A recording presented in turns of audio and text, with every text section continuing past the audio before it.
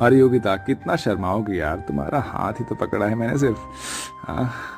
तुम्हें तो पता है कि मुझे ये सब शादी से पहले बिल्कुल भी ठीक नहीं लगता।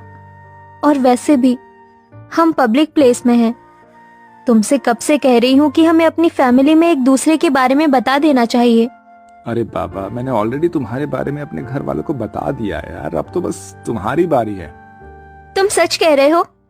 I love you Aarav. मैं आज ही अपने मम्मी पापा से बात करती हूँ। योगिता आरव एक दूसरे के साथ पिछले 2 सालों से रिलेशनशिप में थे। योगिता थोड़ी शर्मीली किस्म की लड़की थी, इसलिए आज तक उसने कभी भी आरव को ठीक से गले तक नहीं लगाया। दोनों ही एक दूसरे के बारे में अपने माता पिता से बात करते हैं और कुछ ही समय में उनकी शादी हो जाती है।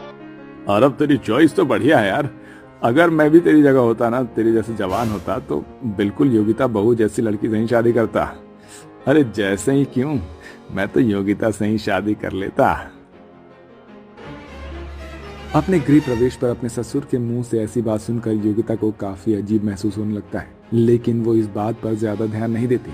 अब आरव और योगिता अपने कमरे में चले जाते हैं और एक दूसरे के साथ काफी अच्छा वक्त बिताते हैं। और आज योगिता का उसके ससुराल में पहला दिन होता है। योगिता अपने कमरे में तैयार हो रही होती है कि तभी योगिता की नंद प्रिया उसके कमरे में आती है।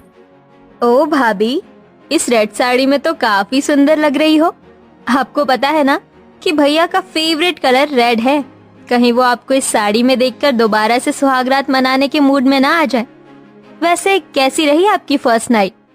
प्रिया, ये सब तुम कैसी बातें कर रही हो? मैं तुम्हारी भाभी हूँ, कोई सहेली तो नहीं। भाभी, ये तो बस नॉर्मल है। बताइए ना, क्या क्या किया आपने रात में? आने वाले कुछ समय में मेरी भी शादी हो जाएगी।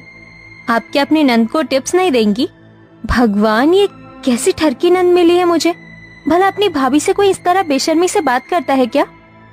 दरअसल योगिता के ससुराल वाले थोड़े आजाद ख्याल वाले होते हैं, या यूं कहें कि थोड़े ठरकी किस्म के लोग होते हैं। घर में बहू आ जाने के बावजूद भी उन लोगों में जरा भी समझ नहीं थी। बच्चे तो बच्चे, घर के बड़े भी कुछ इसी किस्म के थे। आज तो कुछ ज्यादा ही काम था घर में। एक काम करती हूँ, थोड़ी देर आराम कर लेती हूँ। घर का सारा काम खत्म करके योगिता अपने कमरे में आराम कर रही होती है कि तभी योगिता का देवर दिनेश बिना अपनी भाभी के कमरे का दरवाजा खटखटाए उसके कमरे में आ जाता है, जिसे देखकर योगिता अचानक से हिचकिचाते हुए घबरा कर उठती है।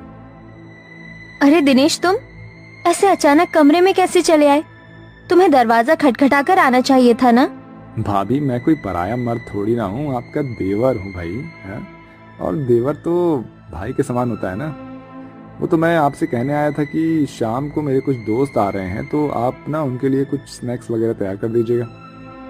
अपने ससुराल वालों की ऐसी हरकत योगिता को बिल्कुल भी पसंद नहीं आ रही होती है। ऐसे ही एक दिन, योगिता बहू, अब तो तुम्हारी शादी को काफी समय हो गया है, तो कब दादा दादी बना रही हो हमें? माँ जी, सामने ससुर जी बैठे हैं और आप उनके सामने ऐसी बातें कर रही हैं। तो क्या हुआ बहू, वैसे भी अमरावती बहू की माँ बनने की उम्र थोड़ी ना है, अभी तो उन्हें एंजॉय करना है। वैसे तुम एक दूसरे के साथ अच्छा वक्त बिता पाते हो ना। मेरा मतलब तुम्हारे बगल वाला कमरा ही हमारा है। वैसे कल रात तो तुम्हारे कमरे से बहुत आवाजें आ रही थी, हैं? लगता है बहू बेटे में कुछ ज्यादा ही प्यार हो रहा है। अपने ससुर की ऐसी बातें सुनकर योगिता शर्म के मारे पानी पानी हो जाती है और भागती हुई अपने कमरे में चली जाती है। भगवान, ये कैसा ठरकी ससुराल मिला है मुझे। एक से एक ठरकी लोग हैं यहाँ पर। भला बहू से कोई ऐसी बात करता है? कहाँ फंस गई मैं इन लोगों के बीच में। आरव बिजनेस के सिलसिले में घर के बाहर ही रहता था, जिसके चलते योगिता आरव को इन चीजों के बारे में बता नहीं पाती थी। अरे योगिता बहू, कितनी बार कहा है तुझे कि ये सर पर घूंघट लेकर मत घुमा कर। हम मॉडर्न लोग हैं और हमारे यहाँ घूंघट वाली प्रथा नहीं है। हाँ हाँ, होगी भी क्यों। मॉडर्न के साथ साथ ये लोग ठरकी भी जो हैं। माँ जी, वो मुझे घूंघट में ही सही लगता है। बिना घूंघट के मुझे काफी अजीब लगेगा। एक बार तू ये घूंघट हटा कर तो देख, बहुत सुंदर लगेगा। अमरावती अपनी बेटी प्रिया के साथ योगिता को जबरदस्ती कमरे में ले जाती है और उसे साड़ी के बजाय एक वन पीस पहना देती है। वाह भाभी, आप कितनी हॉट लग रही हो। माँ जी, प्रिया, मुझे